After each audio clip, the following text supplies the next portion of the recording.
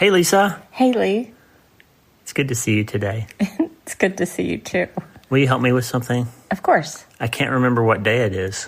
It's Frontal Lobe Friday. Good morning, my friend. I hope you're doing well. It is Frontal Lobe Friday. This is Dr. Lee Warren, your host for another episode of Self-Brain Surgery. Hey, I'm bringing you back something from a couple months ago, just before my book came out in July. I released an episode called You're Not Always in a Fight. And I think since we've got several thousand new listeners, I think somebody today needs to hear this. We don't exactly talk about the frontal lobe in this episode, but it's important because your limbic system, especially if you've been through major trauma, your limbic system is the thing that is always busy telling you that you're in some kind of threat or danger, or that there's a fight brewing, or there's something bad getting ready to happen. That's limbic. Okay, you're in this state of fear, of fight or flight. And the frontal lobe is your ability, gives you the ability to calm that stuff down and say, wait, let's think about this for a minute. Am I really in a fight? What do I need to do to generate peace, or think clearly through this so I'll make a good decision instead of reacting and running away or causing a problem?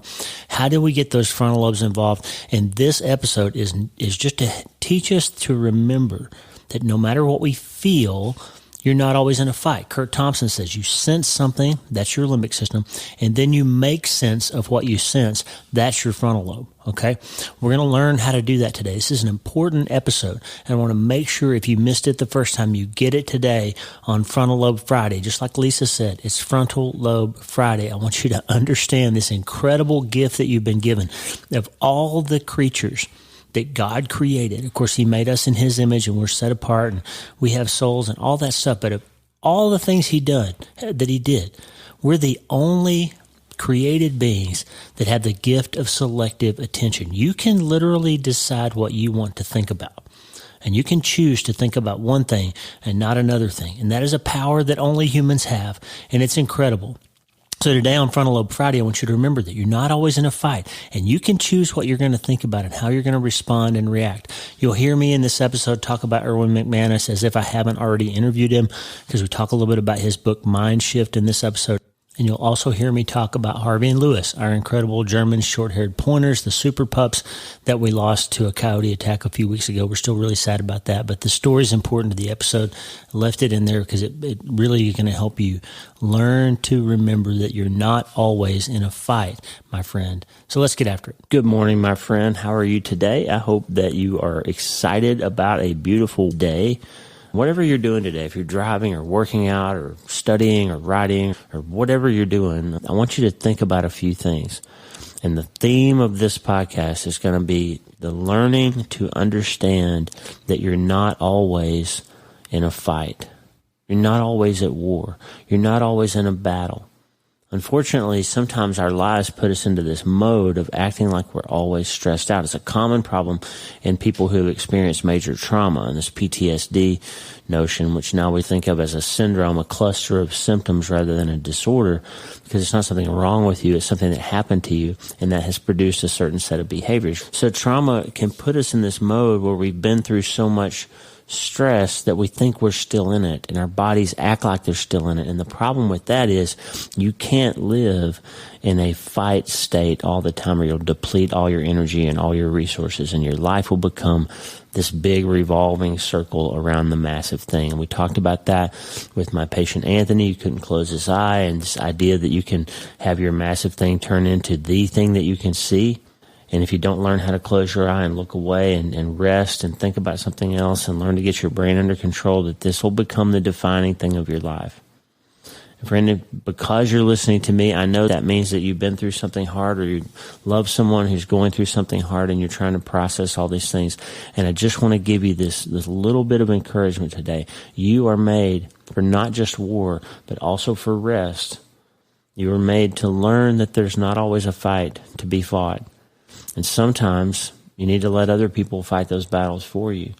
Today we're going to unwind some of those ideas. We're going to talk about war. We're going to talk about fight. We're going to talk about the reason Jesus came to the earth. We're going to talk about what I call trauma mode and rest mode, and how not to get worn out. And it's just going to be a little short thought. I got 2 scriptures, maybe 3. I might throw a bonus scripture in there for you.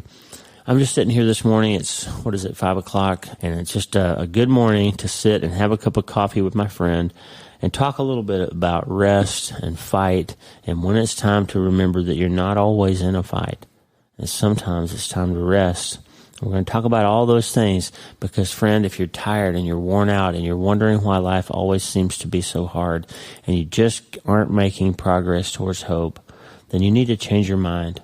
And we're going to do a little self-brain surgery this morning because you can't change your life until you change your mind. And the good news is you can start today. And that, my friend, leaves us with only one question. Hey, are you ready to change your life? If the answer is yes, there's only one rule. You have to change your mind first. And my friend, there's a place where the neuroscience of how your mind works smashes together with faith and everything starts to make sense. Are you ready to change your life? Well, this is the place, Self-Brain Surgery School. I'm Dr. Lee Warren, and this is where we go deep into how we're wired, take control of our thinking, and find real hope. This is where we learn to become healthier, feel better, and be happier. This is where we leave the past behind and transform our minds. This is where we start today. Are you ready? This is your podcast. This is your place. This is your time, my friend. Let's get after it. All right, let's get after it. So on my desk right now, I've got a book called Mind Shift from Erwin McManus. Erwin McManus has written some really transformative books. The one that I like the most is called The Genius of Jesus. I talked about it last year a lot. But I was blown away by this idea. So God's up to something because all these people I respect and my work has been pushed into this mode right now of thinking about our brains and how our brains create limitations and they also create opportunities, and thinking about how our thinking changes the way we live. And lo and behold, Erwin's new book is called Mind Shift, and it doesn't take a genius to think like one. Learn how to think differently to change your life, right? And when I opened up his book, right here on the front, if you see on the video, maybe you can read this. Let me see. Can you read that? It says, if you're not watching the video, you wonder what I'm doing. I was holding up the book to the camera. It says, in the front, there's just this little inscription, okay? And he says, the intention of this book is to destroy your internal limitations. Erwin McManus. Now, that's a pretty simple little declaration of what a book's about. I'm going to learn something from him. The intention of this book is to destroy your internal limitations. Friend, that's what we're going to do on the podcast today. So today, we're going to get into that Erwin McManus idea of I have an intention, I have an aim and a purpose today. And I want to change your mind about something that I think will make a big difference in your life. I'm going to start with a personal story, okay? As you know, if you've been listening to me very long, and I'm going to drink coffee while we're talking about this because it's going to get personal and I need to wake up a little bit. But as you know, I spent half of 2005 in the Iraq War in a tent hospital at a place called Balad Air Base. And back then they called it Mortaritaville because it was getting mortared or rocketed basically every day for the time period that I was there. It was the most attacked U.S. base in the war, including Iraq or Afghanistan. It was frequently bombed. There were people killed at the PX, the little on-base Walmart convenience store, by a mortar attack. Shortly before I got there, some people had been standing around by the flagpole and a mortar landed and several people died. And so it was real. The threat was real of getting blown up or hurt. And then on top of that, we were taking care of trauma patients from car bombings and combat and roadside bombs every day. And so while I was there, I did over 200 operations and survived 100 mortar attacks and all that stuff. And so what happens to you when you live in an environment like that where the threat of getting hurt or being in danger and the threat of having to jump up and take care of some emergency situation is literally 24/7. I mean, there are only two of us neurosurgeons working, and a whole team of surgeons and specialists and nurses and critical care doctors and infectious disease doctors and social workers and rehab people and therapists and nutritionists. We had the entire staff to be able to run a critical care hospital there with us, some Australians and Americans working together, and it was amazing. But when you work in that environment where you're literally in peril or under stress 24/7, it changes something in your brain.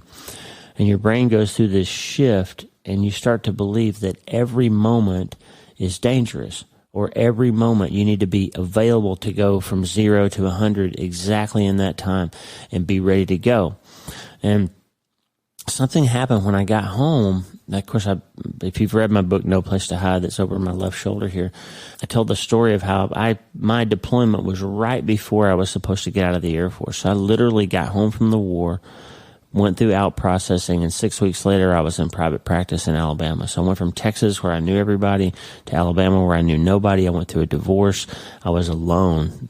I was by myself. It was pre-Lisa, and I didn't have a support system, and I was by myself, and I was in a new practice, and it was basically the day after I got out of combat, I was doing civilian surgery. It was a few weeks, but it felt like the day after. And something happened. A senior, older surgeon observed how I was behaving and pulled me aside one day and said, "Hey, you got to slow down a little bit." And I said, "What do you mean?" He said, "Well, you're a great surgeon. That's clear. It's plain. It's obvious that you're a really good surgeon, but you're wearing your team out because you're running through your cases so quickly that these people don't know what you've been through, and they don't understand why everything has to be so urgent." And I had to think about that for a while, and it took me years really to kind of unpeel some of that. But what was happening, especially after Nate came, so my scrub tech in Iraq, a few years later, came and joined me in my practice in Alabama. Lisa and I had gotten married by then. We moved from Montgomery. I moved from Montgomery to Auburn, and we started our own practice. And Nate came calling on me one day and said, "Hey, I would really like to come work for you. I'm out of the Air Force now." And I had told him in Iraq he was so good. I had told him, "Hey, if you ever need a job, come and see me." And he did. He ended up marrying our daughter, and he's now the father of our first 2 grandchildren. But so Nate and I were in that mode together because we had been in war. And so what we did is we continued to operate at the pace like we were in war without even thinking of it. And it took me a while to understand that older surgeon's advice, but here's what that means. When we were in Iraq and we had a case that normally would take an hour, we might be in the middle of that case and another car bomb might go off and there might be another 20 patients in the ER, and one of those people might only have 20 or 30 minutes to live. And so if I'm in the middle of a case that's going to take me an hour or two and somebody else only has 20 minutes, that guy's going to die if I don't get that case done. So you develop this ability, and Pete Lennerson and I, my partner who was in Iraq when I first got there, is now my good friend. I send patients to now in Colorado. He's a complex spine surgeon in Denver. And Pete kind of first told me, like, you've got to be able to get this case done in half as much time as somebody else, because somebody else might come in and need you, and you don't have time to be slow. Like, you've got to get done, but you also have to be really good. Like, you can't be slow and you can't be bad. You got to be fast and really good in order to be a good combat surgeon. Pete gave me that understanding. Then he went back to the States a couple of weeks after I got there. And when I got home, I didn't know how to turn that switch back off. And so what would happen was we would do a case, like a microdiscectomy in the lumbar spine for somebody's sciatic pain. And I would treat that case subconsciously without even being aware of it, like I needed to get it done because somebody might be dying in the next room. And I would whip my team into go, go, go, go, go, go, go. And in between surgeries, it was let's go, let's move this stretcher, let's clean this room, let's get after it. And we would knock out 7 or 8 cases and be done at 1 o'clock in the afternoon. But what was happening is all the team members were getting worn out and they were getting stressed out because I was operating under this paradigm that I was still at war. And it's not bad to go fast, and it's not bad to be really good, and it's not bad to have high standards, and it's not bad to expect things to proceed in an orderly way. But it is bad if you wear your team out, because nobody is designed or able to operate like they're under imminent danger or stress all the time. And so I had to learn that you're not always in a fight. And then on the psychology side, I had to learn, as PTSD patients often do, I had to learn that I wasn't always about to get that alarm read. I wasn't always about to have to don my body armor and run to the bunker. Like when I was back in the States, it was confusing for a while because I didn't have that ability to sleep and rest. I would expect to get awakened by the jets, and I would wake up even though there were no jets. And I would expect to get the phone call about the patient who'd been blown up, but there wasn't a phone call. It took me years, and Lisa and counseling and writing and prayer and talking to Pastor John and others and my father-in-law Dennis to start to unpeel that idea that I was constantly in danger. That's a big thing. And you too, friend, if you've been through massive things, if you've been through the traumatic experiences, if you've been through a great loss, one thing that you might not even be aware of is that you're living your life in that place where you expect the other shoe to drop all the time. You're living in that place where you constantly feel as if you're in peril, and you're not. And so how do we then change our minds? How do we destroy that internal limitation that's keeping us stuck on go all the time? Because let me tell you what Jesus said. Jesus said in John 10:10, two things that are halves of the same sentence. He said, the thief, the enemy, came to steal, kill, and destroy. Steal, kill, and destroy. But I have come, he said, that you might have life and have it abundantly. You can't have an abundant life while it's being stolen, killed, and destroyed. You can't have those at the same time. Jesus said, I've come that you can have abundance. Here's a scripture that I never caught. I'm reading a new book. It actually is not a new book. It came out last year, but it's new to me, called Rest and War by a pastor in Washington, D.C. named Ben Stewart. And I haven't completed the book yet. I'm thinking I'm going to get him on the podcast at some point because it's a really good idea. And it's this concept of we are created for rest and we are created for war, but we are not created to stay in one of those states all the time. Now, understand what he means by this. There's a scripture in 1 John 3:8 that says this, the one who does what is sinful is of the devil because the devil has been sinning from the beginning. But the reason the Son of God came was to destroy the devil's work. Hear that clearly, friend. The reason Jesus came was to destroy the devil's work. That's 1 John 3:8. So put yourself back in John 10:10. The thief, Jesus said, comes to steal and kill and destroy, but I have come that you may have life and have it abundantly. What's the devil's work? To steal your peace, to steal your joy, to kill your heart, to kill your efficacy, to kill your peace, to kill your marriage, to kill your family, to destroy your hope, to destroy your life, to destroy your peace, to destroy your abundance. Jesus said, it is said of Jesus in 1 John 3:8, Jesus came to destroy the devil's work. So here's the thing, friend. You are living in a life that is built on the fact that the battle for you has already been fought and has already been won. But you have forgotten that. And you're living in the stress and the threat of this constant fight that you've got to fight, even though the battle has already been won. My prayer for you today, friend, is to learn that you're not always in a fight, to remember that it is okay to rest sometimes, and to be aware that the reason it feels like you're always in a fight is because your brain does what it's beautifully designed to do. Synapses, Hebb's law says, synapses that fire together, neurons that fire together, wire together through the creation of new synapses. So this neuroplasticity idea that we've been talking about for a long time now, this is literally self-brain surgery. Your brain makes neurons every night while you're sleeping, and those neurons want a job to do, and they will wire into old patterns of thought and old behaviors and old work unless you direct them with directed neuroplasticity, unless you give them a different job to do. And so if your life, friend, has been built on this constant struggle of constant fight and constant worry and constant fear and constant anxiety because of your massive thing, because of the experiences that you've been through, if your life feels like that to you, it's because you need to sever those 6 synapses. You need to do some self-brain surgery that starts with that biopsy of looking at your behavior and say, wait, why am I always tired? Why am I always stressed? Why do I always feel like I need a drink? Why do I always feel like I have to turn to this behavior to make me stop feeling that thing? And why do I always seem to have my days play out like they do? It's because you're firing synapses that you may not even be aware of. And it's time to biopsy them, sever those 6 synapses. I'm making the scissor motion with my hand on the camera.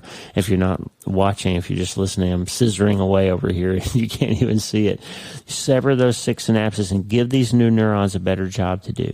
And the better job is this. Now, Jeremiah 6:16, there's a passage, what God said. He said, "This is what the Lord says, stand at the crossroads and look.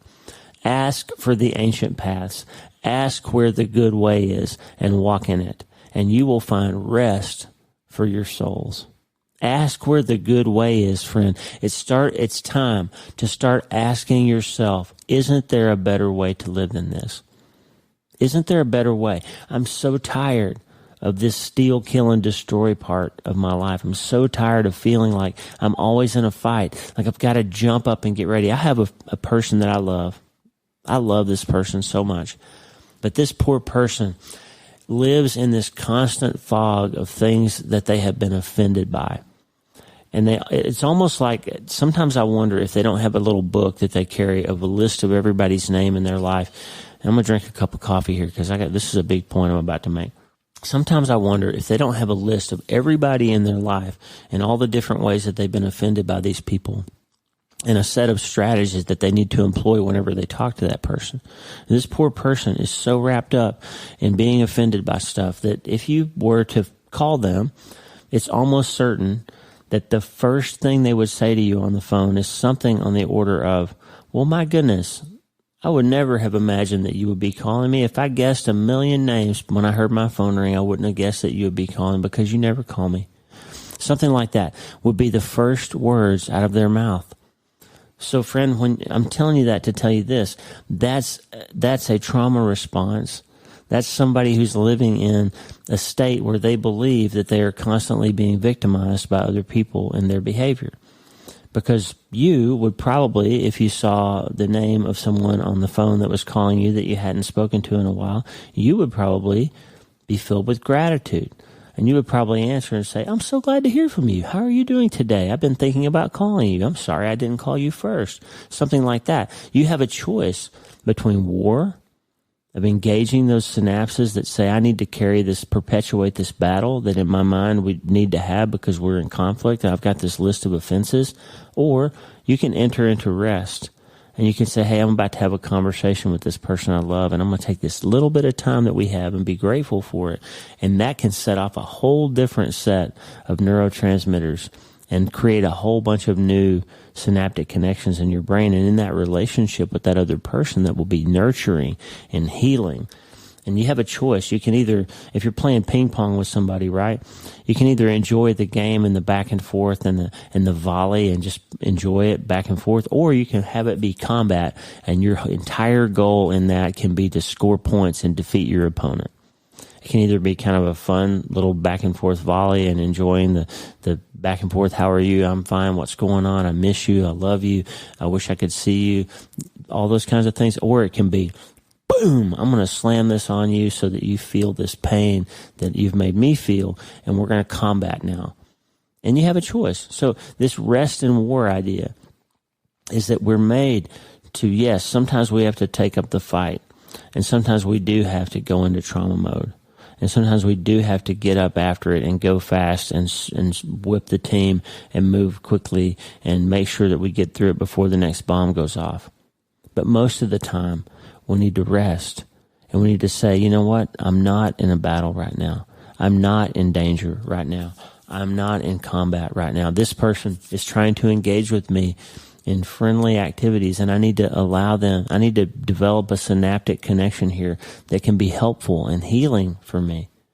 And that's the path, friend. This Jeremiah 6:16 idea, this is what the Lord says. Stand at the crossroads and look, ask for the ancient paths, ask where the good way is, and walk in it. Remember, do not forget what Jesus said about those of us who feel tired and burdened in Matthew 11:28. Jesus said this. Look in my eyes, friend, if you're looking at the camera. Look in my eyes and hear me say this. Come to me, all who are weary and burdened, and I will give you rest. Take my yoke upon you and learn from me, for I am gentle and humble in heart, and you will find rest for your souls. For my yoke is easy and my burden is light. Friend, you don't have to fight all the time. You don't have to. You can unwind that. Now, if you've been through major trauma and you are feeling symptoms of PTSS or PTSD and you can't sleep and you're using bad behaviors to treat bad feelings, if you're treating bad feelings with bad operations and constantly paying tomorrow taxes, or if you feel like you can't get it under control and you're feeling desperate, maybe even suicidal, you need professional help, okay? There are times when we need professional help. There are even times when we need medication. There are times when you need to see a doctor or a therapist. But most of us, it's something we can learn to think differently about, and we can learn to switch from fight to rest and spend more time when we're not actually needing to be in a fight to being in rest. I have a mode in the operating room that I call trauma mode.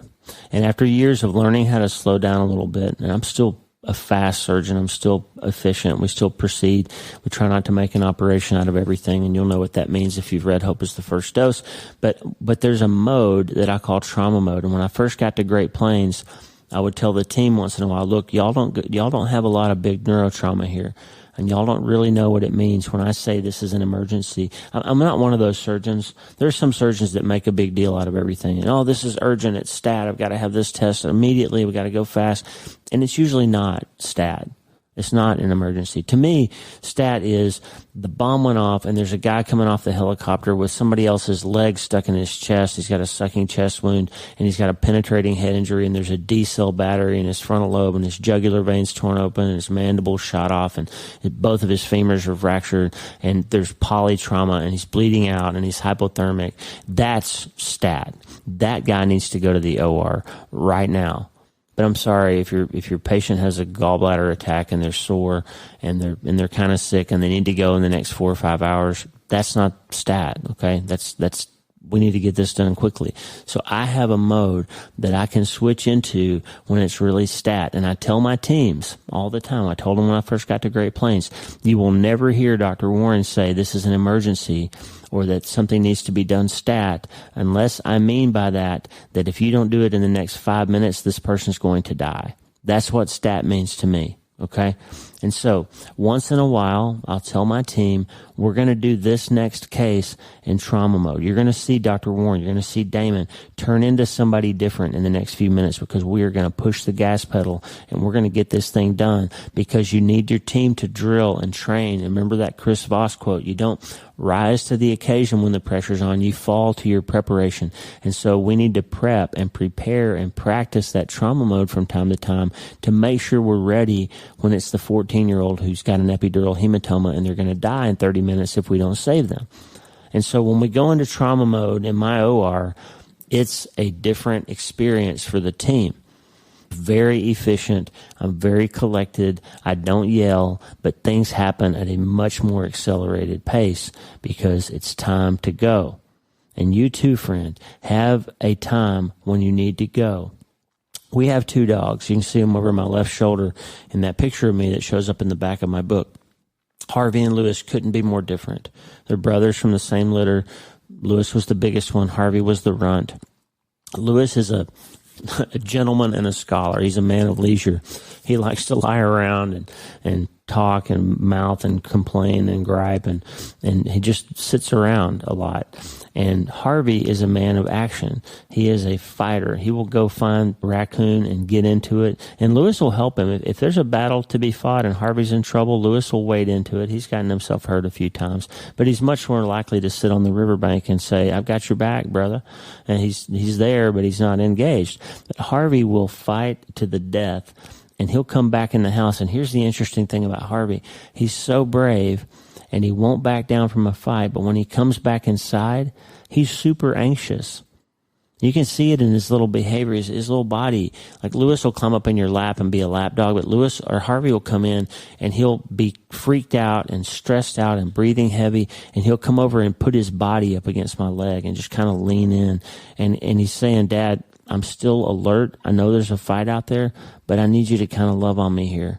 He'll come and kind of nuzzle beside me, or he'll put the cutest thing that he does is he'll put his head up in your armpit, and he'll just kind of sit there it reminds me of that passage, the rest in the shadow of God's wing. Like he wants to be protected. Even though he's out there fighting the fight, he still knows that he needs to come in and be safe. So he's anxious and stressed out. And then for hours after an event like that, he can't relax. You'll watch him try to sleep. Lewis will be passed out on the dog bed. Harvey will have his head up and his ears perked up, and he's looking around. He's still looking for the fight. He doesn't know how to switch easily back into rest mode. And so those two dogs show us a good example of the fact that sometimes even long after the fight is over, you're still primed up like you're in the middle of a fight. And so that's the problem with our lives. When we've been through major things, massive troubles, we've been through these hard things, we sometimes forget that we need to learn how to shut off the fight. And we also sometimes forget that ultimately the fight has already been won. And the battle that we fought was years ago, and God says, now it's time to put your head up under my arm and let me hold on to you, and remember that it's time to rest. And friend, if this is resonating with you, I just want you to remember today what 1 John 3:8 said. The work that Jesus came here to do was to destroy the work of the devil. And he told us in John 10:10 what that work is. The work of the devil primarily, even if he can't have your soul, is to steal your abundance, to steal and kill and destroy the quality of your life. And the massive thing, friend, will take the quality right out of your life if you don't learn how to look away from it and close your eye and learn to rest again. It's time. It's time to learn. And remember, Isaiah 43:19, Jesus or God said, "See, I am doing a new thing. Now it springs up. Do you not perceive it? I am making a way in the wilderness and streams in the wasteland." I want to tell you, friend, God can make a way where there is no way. He can do something amazing for you. He can teach you even how to rest again. When everything in your heart and mind and your limbic system and your sympathetic nervous system says you need to be fighting still. When the phone call comes and your offense and your synapses that you built say, I need to fight this person, I need to score this point, God will gently remind you, no, it's time to rest. It's time to repair. It's time to restore. It's time to seek the abundance again instead of the pain again. You don't have to wade back into the fight, friend. When that person that's been abusing you, you got away from finally, and now you're in a new life, and you finally stopped drinking, and you finally got out of that life, and you finally recovered from losing your child enough that you can start to potentially see the light again, then you have to remember that every time something else stressful happens, it doesn't mean that your entire life is going back to that pain. It doesn't mean that you're going back into war.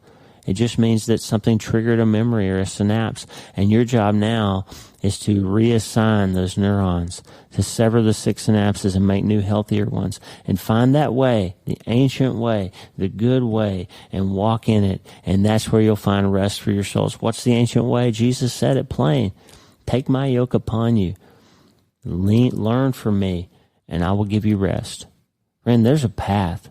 There's a way, there's a good way that you can walk in that doesn't involve you having to fight and do battle and do war all the time.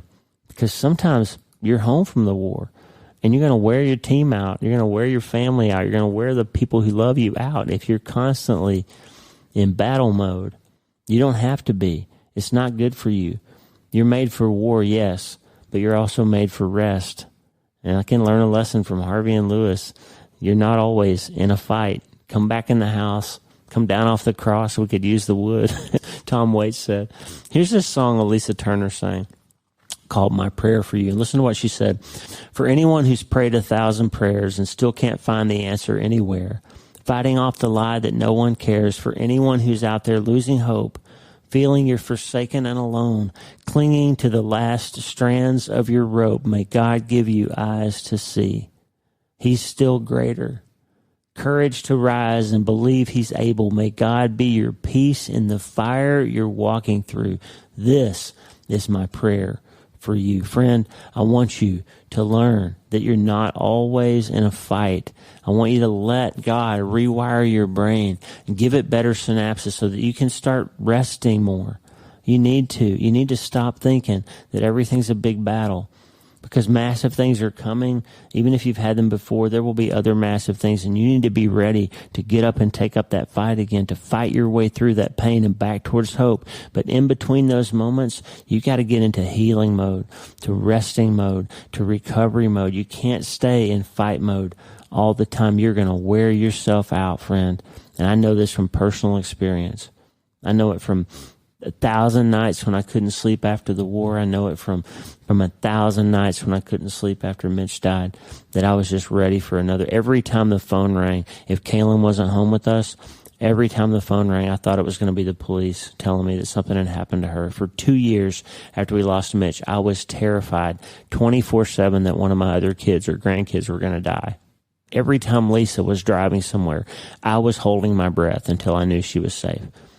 I was certain that another trauma was coming.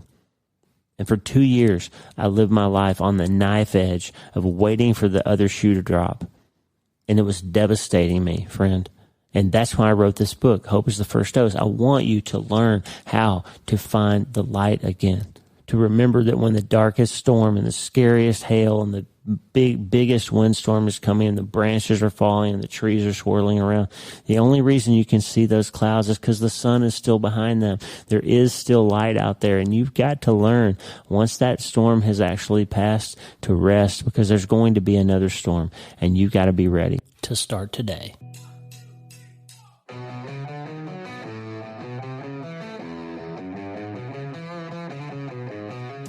Hey, thanks for listening. The Dr. Lee Warren podcast is brought to you by my brand new book, Hope is the First Dose. It's a treatment plan for recovering from trauma, tragedy, and other massive things. It's available everywhere books are sold, and I narrated the audiobook if you're not already tired of hearing my voice. Hey, the theme music for the show is Get Up by my friend Tommy Walker, available for free at TommyWalkerMinistries.org.